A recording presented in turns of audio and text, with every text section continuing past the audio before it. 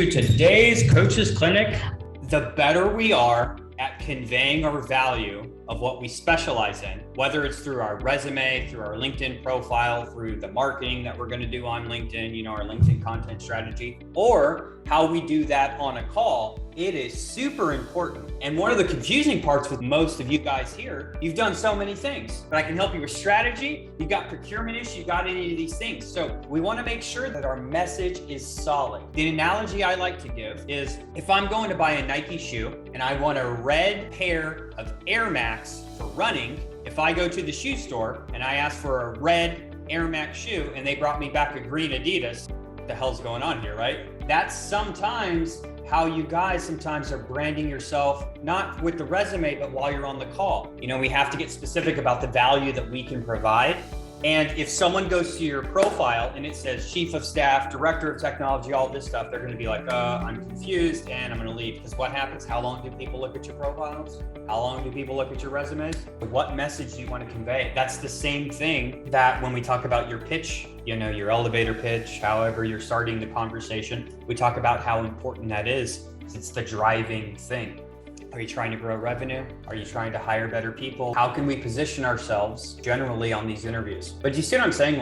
The marketing has to make sense. Marketing don't make sense, it's gonna be hard to get on interviews. You're gonna learn what other people are saying, learn what other people are doing for interviews, break some stuff down, and hey, the more times you see how people got offers, where they got them from, how they negotiated them, how they're getting on interviews, the more it's going to serve you when you're in the different phases. Remember, the purpose of networking is to get a job. That's why you guys are here. Build your army while you're here, right? I want to be connected to 50 project managers. So if I ever have an issue, but we can't develop any relationship through LinkedIn DMs. These conversations are extremely complex. So you have to practice them with the coaches because we never know, there could be a couple things, but what are you guys going to say when Johnny's on a call with someone and they say, that's expensive, you're too senior, you have too much experience, right? All of these common objections that everyone gets, how are you prepared to overcome them? If you're not,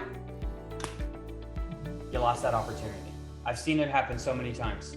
Price never makes sense, guys. Value and solving problems is what makes sense. You haven't been here for a while, I give the house analogy, right? How many people overpaid for their house? Shit, if you paid in the last year, you absolutely did. But what happens if your Johnny's budget's $500,000 to buy a home, right? Talking to his wife or his partner, hey, we got the cost of this house is $500K. We cannot go over that budget. Can't go over the budget of $500,000. But Johnny's working with a realtor. Hey, Johnny, calls him. I know your budget's $500K, but we have a house for $560,000. I know that's outside your budget, but it has the pool you want, in the neighborhood you want, the bathrooms you want. It's just been upgraded. It's just this. It just listed the market. Would you like to go see it? Hey, I understand that, you only wanted to pay $700 a month for a car, but you wanted the moonroof and the leather interior. If you want the moonroof and the leather interior, it's going to cost you $757. Where would you like to go from here? So now you need to think, right? Where is your value? Is it on price or getting what you want? That's the way life works. People don't cost money, guys. You guys realize that, right?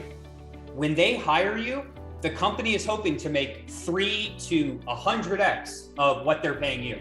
What are they actually saying when they say the budget's 200 and we can't go over? Maybe a question, right? Hey, if you found someone who met all of your criteria and you felt extremely confident that they could solve your problems, would you go a little over budget? Well, sure. Who's going to really say no to that? Anyone getting hit with objections all the time? Because here's the thing, don't ever, ever, ever get hit with the same objection more than once and not be able to handle it. You don't have experience with this, you don't have your PMP, you don't have this, whatever it is. Make sure, number one, you have clarified all of the objections and you probably know what they're going to be, right? I've never worked at a Fortune 500 company. I've never worked at a startup. I've never managed a large team. I've never managed 500 people, only 300 or whatever it is, right? They're gonna go after your career choices, right? Who wants to pay business consultants millions of dollars? Nobody. Who wants to make sure their books are correct? They're getting the tax savings initiatives for a multi-billion-dollar company. Every company out there. Do you think you'll get value of that big company spending $30 million working with one of the best tax auditing companies in the world? We could all assume probably. Does any company want to spend $30 million on that?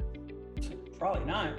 So what's important to them, right? So I would ask the decision maker, what's more important to you? Having someone that you can see every day, or feeling confident on the person you hired to get the job done and solve all these problems and grow this team as you mentioned to me?